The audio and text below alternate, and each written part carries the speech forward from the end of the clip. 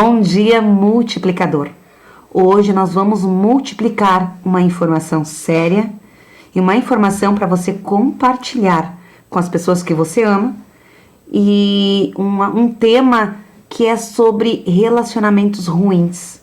Como um relacionamento tóxico, como um relacionamento controlador pode atrapalhar os seus negócios na vida pessoal e na sua empresa. Como um relacionamento ruim entre os colegas, identificar uma pessoa que tem um comportamento doentio, pode ser muito mal para os seus resultados. E o principal, para a sua cabeça. Se nós não cuidarmos da nossa cabeça em primeiro lugar, vai ser complicado fazer negócios, principalmente para quem vive de negócios. Mesmo que o seu trabalho seja manual, cuidar da sua cabeça é muito importante. Mas você, empresário, mas você, líder, você que nos acompanha, cuidar dos seus relacionamentos. Talvez você não tenha maldade no coração, no sentido de que você meça as pessoas pela bondade que você carrega. Não estou dizendo que todo mundo é anjo, mas eu estou dizendo que você está numa busca e que você é servil, até porque para ser empreendedor, para ser empresário, para fazer negócios, o que a gente aprende primeiro a ser? Servil. A gente aprende a servir. E a gente entende isso, a gente leva para o âmbito de todas as áreas da vida. Que servindo, que sendo bom, que você vai ajudar as pessoas. Mas algumas pessoas às vezes interpretam isso de uma forma abusiva, se aproveitam disso. E eu trouxe um psicólogo que eu tive a oportunidade de conhecer no evento de uma amiga minha, da Karen, e ele trouxe isso de uma forma tão didática e gentil que eu não podia deixar de compartilhar com vocês. Esse programa é mais que um programa, é um alerta para você que tem negócios, para você que ama a sua vida.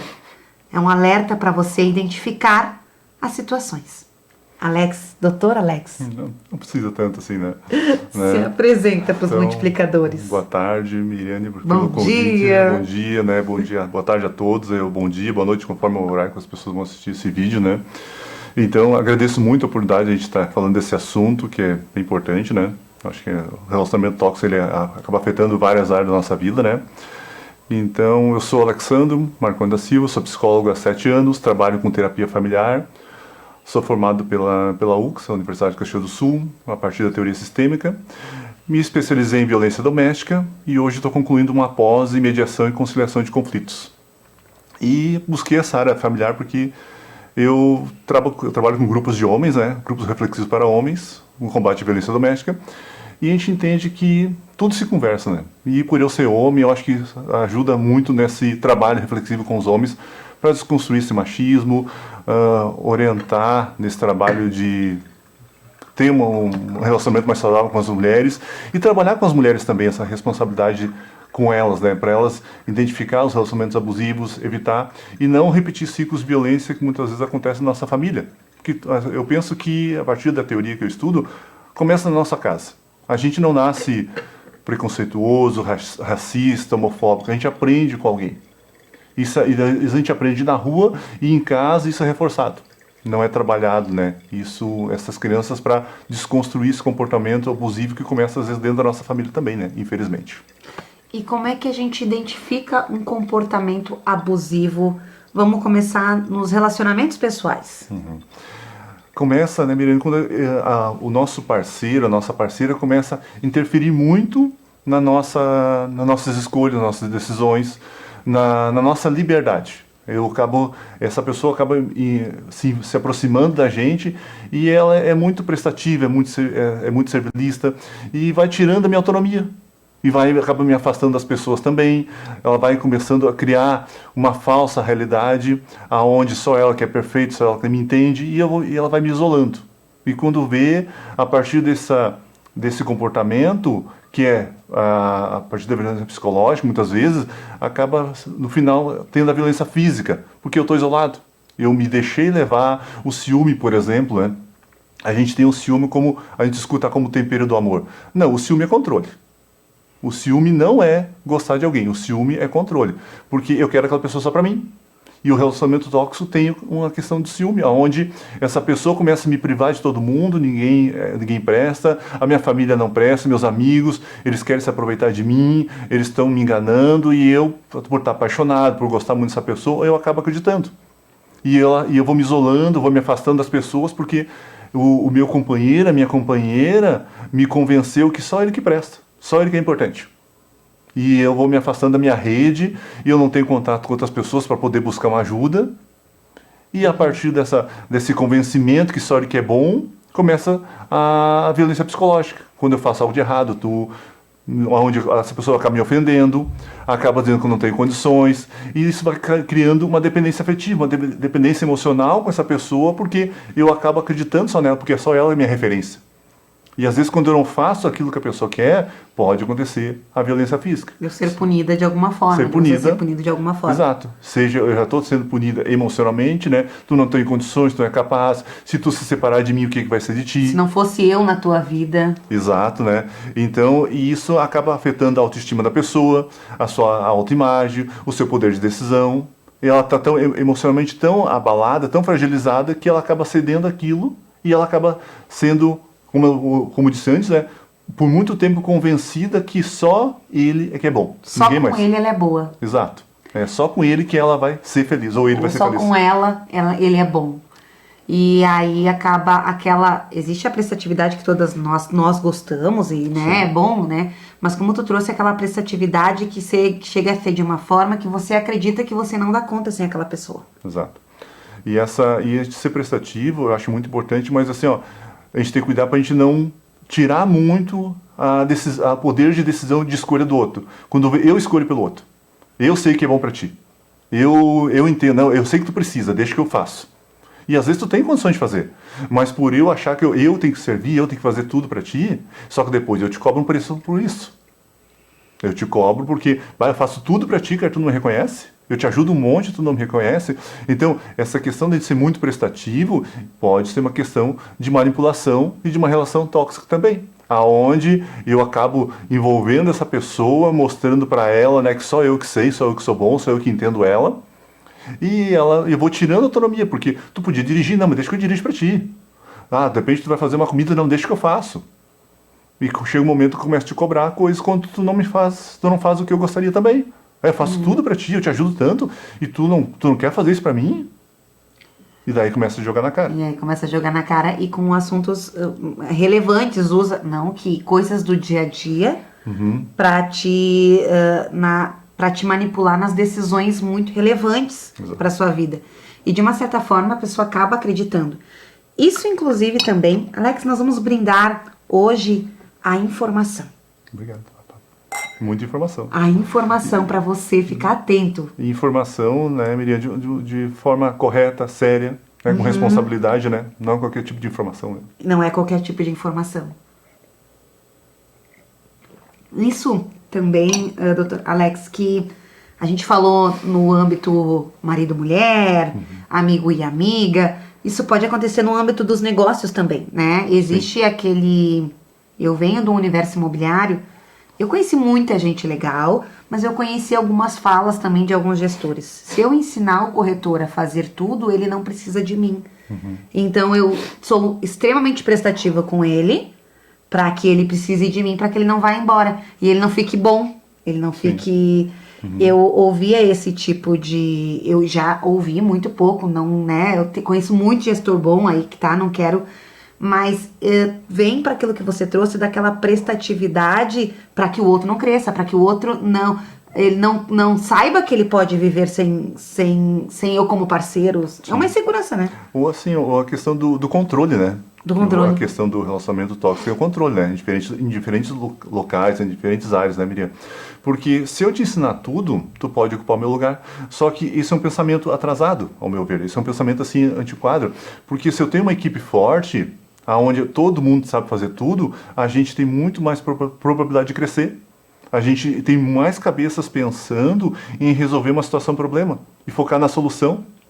Porque no momento que eu tenho medo de compartilhar meu conhecimento, eu estou olhando para a minha equipe como pessoas incapazes, achando que só eu que sei. Então, aí volta com a questão da responsabilidade das pessoas que estão trabalhando comigo. Então, por que elas estão trabalhando comigo se eu não confio nelas? Por que aí eu desmotivo a equipe, eu desacredito elas, eu limito o potencial dessas pessoas, porque podia ser pessoas que a gente podia abrir uma outra franquia, um outro espaço, com muito mais oportunidade. Então, essa ideia aqui do chefe, né, que eu acho que a questão de chefe e líder são coisas diferentes, né, ao meu ver. O chefe é aquele que senta e manda, o líder é aquele que compartilha e participa. Né? Ensinando as pessoas a crescer junto para que a empresa cresça. Então, aí a questão desse gestor, como tu trouxe, ele pode se aproximar de algumas pessoas, os puxa-saco, a gente chama, né?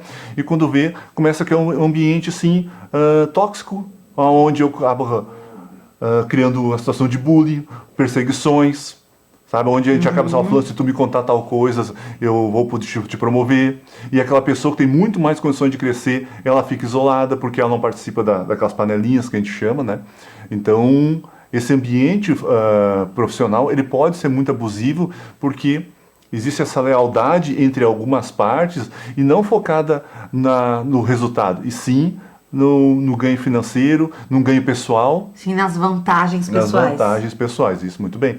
Então, aí tu desmotiva a equipe. Quando vê, tu acaba tendo uma rotatividade muito grande no teu ambiente profissional, não porque a empresa é ruim, talvez porque a gestão dessa empresa não está adequada, não está valorizando as pessoas. E as pessoas se desmotivam. Aí a questão do adoecimento, a questão do afastamento do ambiente de trabalho, a questão da depressão e até, talvez, um comportamento suicida. Que pode acontecer porque eu me sinto tão prejudicado nesse ambiente de trabalho, eu me sinto tão excluída, tão perseguida, quando vê, se eu não tenho bom equilíbrio emocional, ou não busco uma ajuda profissional para lidar com isso, e até para eu recuperar a minha autoestima, porque às vezes esse ambiente de trabalho me desmotiva tanto que eu começo a duvidar de mim. Eu acho que eu não sou um bom profissional, que eu não tenho condições, que eu estou toda hora me chamando de burra, de incapaz. Não, então eu fico tão atenta, tão alerta, que qualquer coisinha, se não tiver nos mínimos detalhes, vai ter reclamação. Então, o quanto o nosso equilíbrio emocional acaba sendo prejudicado no ambiente de trabalho e às vezes reflete no nosso ambiente familiar também, né? Às vezes a gente não falou no programa de ontem, mas sobre transferências. Você pode estar num ambiente de trabalho e não percebeu ainda, tão ruim, tão tóxico, mas que daqui a um pouco tu tá transferindo em casa, pros filhos, pra esposa, pra quem você não tá com raiva, mas inconscientemente você não consegue falar aquilo no trabalho, nem identificar. Sim, aquilo, e acaba transferindo em casa. E o que eu queria te trazer novamente aqui também para as relações pessoais, o que é uma relação tóxica? Porque às vezes a questão do controle, no sentido assim, não quero receber você na minha casa, não quero receber você na minha vida, na minha empresa, sei lá o quê. E essa pessoa impõe a presença dela. Sim. Isso já pode ser considerado um relacionamento... Se eu não consigo dar limite, né? Porque o que é um relacionamento tóxico? É aquela pessoa que quer exercer um poder sobre o outro. Ela quer manipular o outro, quando a gente trouxe o ciúme. O ciúme, eu acredito que tu possa estar me traindo a todo momento. Então eu estou sempre te vigiando, estou sempre te cercando. Qualquer pessoa que conversa contigo, quem é essa pessoa? Se tu chegou um minuto atrasado, onde tu está me traindo. Então, essa ideia que a pessoa que eu tenho, né? Vamos colocar um sujeito agora. O Alex quer controlar a vida da minha companheira, do meu companheiro. Então, eu isolo ela. Eu acabo afastando todo mundo dela, porque eu acredito que só eu posso ser bom para ela. E eu não permito que ninguém mais chegue nela. Então eu quero controlar tudo que ela faz, a roupa que ela veste, com quem que ela conversa, o peso. De repente vai ter uma confraternização no final do ano do trabalho. Não, tu não vai. Não vai porque dessa forma. Então, aí de repente eu começo a influenciar essa pessoa. Acho que a tua mãe está falando umas coisas que não é muito legal. E eu começo, sabe, a trabalhar no psicológico dessa pessoa, aonde eu começo a criar gatilhos de dúvida para ela. Assim, olha, a tua família, tu viu como a tua família é? Sabe, eu começo a criar fantasias, histórias que não são verdades, para que essa pessoa, já que ela confia em mim, já que ela gosta de mim, ela me ama, então ela vai acreditar em mim e vai ficar contra a família dela. Esses teus amigos, eu não sei, acho que teus amigos não gostei da atitude que eles tiveram.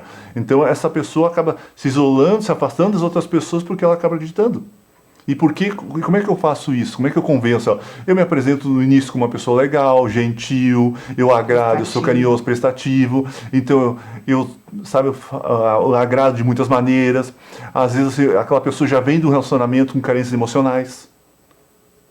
Então eu aproveito dessa situação para mostrar para ela que eu sou melhor que o ex que ela tinha ou que ele tinha.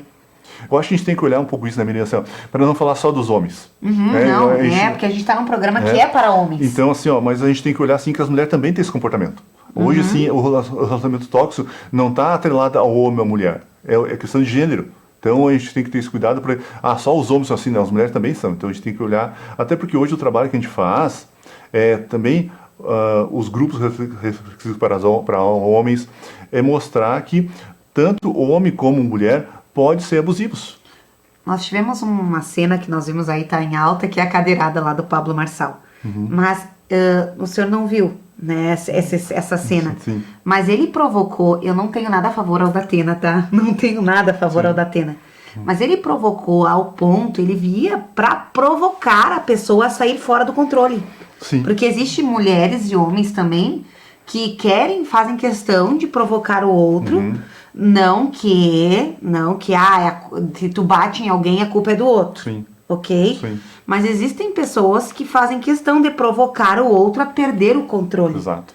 Pra depois ir lá, olha o que fizeram pra mim, olha isso, olha... Existe esse outro lado também, né? Sim, tanto de um lado como do outro, né? Então, quando a gente trabalha com violência doméstica, que é uma área assim que a gente trabalha, então a gente quer ouvir os dois lados. Às vezes a mulher vem com um discurso, ele me bateu.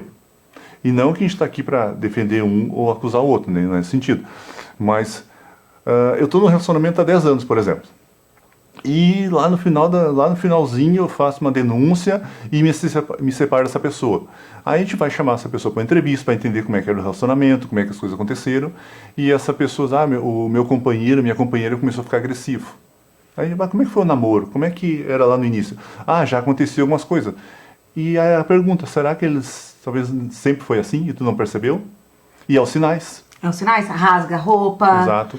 Joga o telefone no chão, a bebida em excesso, comportamento explosivo, acelera o carro. Então esse comportamento agressivo, fisicamente, verbalmente, isso começou no namoro, mas como a gente está apaixonado, a gente acha que vai mudar a outra pessoa, ele vai ser diferente, ela vai ser diferente, enfim, não, as pessoas são assim. Pessoas são como pode sim, eu acredito sim na mudança, porque senão eu não estaria trabalhando na psicologia. Eu acredito sim que a mudança, mas é uma questão da gente. É uma mudança de dentro para fora. E para mim mudar, eu tenho que ter consciência que as minhas atitudes não estão corretas, não estão adequadas, que eu estou magoando alguém. No momento que eu não tenho essa empatia pelo outro, eu vou continuar tendo um relacionamento tóxico, eu vou continuar sendo manipulador, eu vou continuar te convencendo que tu é inferior, que eu sou superior que você. Você não faz negócio sem mim, que Exato. você... Que eu crio essa dependência afetiva, essa dependência profissional com o outro, para que eu continue tendo esse controle. E eu preciso que tu seja submissa a mim. Porque é uma questão, talvez, de machismo, de mais poder, que pode entrar a questão financeira também, onde um ganha mais que o outro. De mais poder, tanto faz de um lado da mulher, que querer ter mais poder sobre o homem querer ter mais poder sobre alguém, submeter essa pessoa. Exato. Então essa dinâmica acontece independente do gênero, né? E em níveis sociais diferentes também. Nível social, não tem nível social, eu percebo isso também. Porque a gente acha às vezes que é só as pessoas que moram nos bairros, né, de periferia que existe a violência doméstica, que existe os conflitos. Não. Nos ambientes sociais mais elitizados também existe, só que não aparece tanto, né, como os outros lugares. E as pessoas têm vergonha de denunciar, e elas nem percebem, nem sabem, elas têm vergonha de denunciar ou ir numa delegacia do homem com a mulher ou da mulher, e as pessoas confundem muito o perdão. Eu sou cristã, gente, e eu venho dessa crença que tu tem que perdoar, e sim, eu sou a favor do perdão. Só que quando há violência, quando a pessoa tem um ato de violência contra aquela mulher, contra aquele homem, quando ela tem um ato assim de manipulação, de trabalhar muita culpa no outro, de violência psicológica mesmo, de agressão e de atos que o outro não tem vontade de forçar mesmo a relação, a denúncia ela é além do perdão. Porque normalmente pessoas assim, gente, elas têm o comportamento padrão em outros relacionamentos. A questão é que, às vezes, quem está naquele momento de vítima, né? Porque admitir que naquele momento você estava sendo vítima de uma situação, admitir que você naquela situação você realmente não tinha, você foi manipulado, você passou por aquilo e você confundiu aquilo com amor, você se sente culpada e você acha que é só contigo que aconteceu. Quando você começa, eu tenho amigas que identificaram que não era só com ela, que esse parceiro, essa parceira, enfim, tinha um comportamento parecido com outras a ponto, sabe como? Quando viu nas denúncias. Quando viu que tinha mais de 3 denúncias contra essa pessoa, que tinha um comportamento padrão, e quando descobriu outras pessoas que procuraram essa amiga minha, contando histórias muito parecidas com a que ela passou. Só que ela se sentia culpada, ela achava que porque ela tentou sair daquele relacionamento, tentando ter outro, e essa pessoa colcolocou na cabeça dela que ela traiu, que ela ela se sentia tão culpada que ela achou que ela merecia aquilo, e que de alguma forma ela tinha provocado aquelas ações. Olha a manipulação. Olha a manipulação. Então eu te convenço que o errado na história é o outro, não eu. Não eu. Né? Eu tenho todo um histórico de agressão, de outras denúncias, mas o errado é sempre o outro. Eu sou sempre vítima da situação, né? E uma coisa, né, Maria?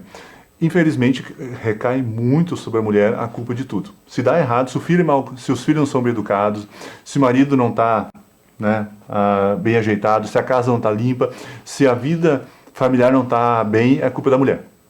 E a mulher carrega muito essa culpa, né?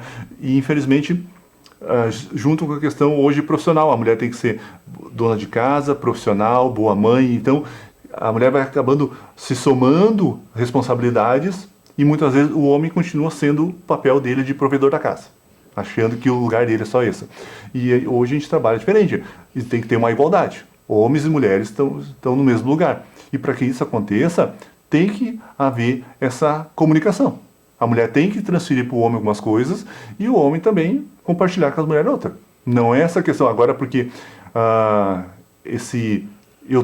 hoje eu posso ocupar outros papéis, o homem agora vai sobrar tudo para mim. Não, vamos encontrar o equilíbrio. E essa questão da culpa, não existe culpa, existe responsabilidades. Aonde que está a minha responsabilidade e aonde que está a responsabilidade do outro. E quando existe a responsabilidade entre as duas pessoas, é muito mais fácil de identificar aonde que eu preciso melhorar e aonde que o outro precisa melhorar também. Antes que eu acabe te apontando o dedo que a culpa é tua e eu me afasto da situação problema. Porque a gente não é problema. A gente se coloca em situações que geram problemas.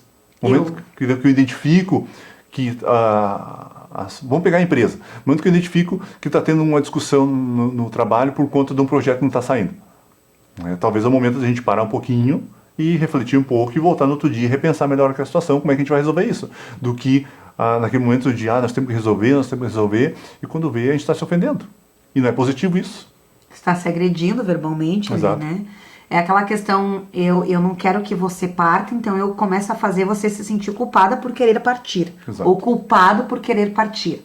Então, você não quer um relacionamento e você quer sair daquele relacionamento, a outra parte começa a cobrar aquela prestatividade, agora, depois de tudo que eu fiz por ti. Depois Exato. Existe uma outra parte que, quem sabe, esteja magoada mesmo e fez muito pela outra pessoa e se enxergue no papel de... se identifique. Existem pessoas no seu consultório que se identificaram, poxa, eu tenho um comportamento possessivo, Sim. eu tenho um comportamento abusivo, como é que eu faço? Existe pessoas que se enxergam e buscam essa ajuda? Quando existe, mas assim, tem que ter um amadurecimento, sabe? Tem que ter uma responsabilidade de entender, eu fui culpado por algumas coisas, eu errei. E muitas vezes não é isso que acontece. Eu sempre tento justificar, eu fiz isso por causa do outro. Tá, mas só assim do nada aconteceu? É que nem quando a gente fala da violência, da denúncia de uma violência doméstica. Alguns homens, isso na experiência que eu tive, né? Eu tô aqui por culpa dela, tá? Mas simplesmente assim a mulher acordou e vou te denunciar? Não. Às vezes já vinha uma relação abusiva de muito tempo, né? Então, as coisas, né, Miriam, assim, as situações, os problemas não começam de um dia para a noite. Já vem um tempo acontecendo e às vezes isso vem de relacionamentos anteriores. Aonde eu não tratei os traumas do relacionamento anterior e eu inicio um novo relacionamento aonde a pessoa tem coisas, situações emocionais a resolver e o meu companheiro e minha companheira também. Ambos precisavam de uma orientação psicológica naquele momento. Só que a gente não buscou, porque a gente acha que buscar uma psicologia é bobagem. Para quê? Só que no momento que eu não consigo lidar com as minhas questões, eu inicio um outro relacionamento e às vezes eu crio uma expectativa no outro que o outro vai me curar. Que o outro vai me fazer bem, que o outro vai resolver meus problemas. Ou eu coloco nessa pessoa um papel que não é dele. Às vezes eu tenho uma carência de mãe e eu boto na minha esposa, eu quero que a minha esposa ocupe esse papel de mãe, onde ela me cuide. Às vezes essa mulher, ela, em vez de ela olhar para o companheiro dela como marido, ela olha como um pai. E ela gera uma expectativa nesse homem que seria que o pai dela fosse fazer para ela. Não, é o marido que tu tem ali, não tem teu pai ali. E isso gera conflito no relacionamento. Doutor, eu vou te fazer uma pergunta agora, indo para o âmbito também dos relacionamentos pessoais. Nós vamos entrar em negócio, gente, mas às vezes se a vida dois tá um caos, se a tua vida pessoal tá um caos, em alguma hora o teu negócio pifa. É incrível. Exato. Já ouviu falar homem que botou negócio fora por causa de mulher? E mulher que botou negócio fora por causa de homem? Sim. Por causa de relacionamentos mal resolvidos? A gente já ouviu muito dessa situação que quebrou, mas tu vai ver lá o início dessa quebra, a pessoa quebrou antes. Antes de uma empresa quebrada, você quebrou. Né? Começa com a gente, começa né? com a gente. E homens que traem, mulher... e eu não tô falando assim, ó, de deslize, não. Existem homens e mulheres que têm o hábito, que têm 20 e poucos anos de relacionamento, que têm anos de relacionamento e têm o hábito de trair a esposa e vice-versa também. E tem seus negócios, mas tem o hábito de trair.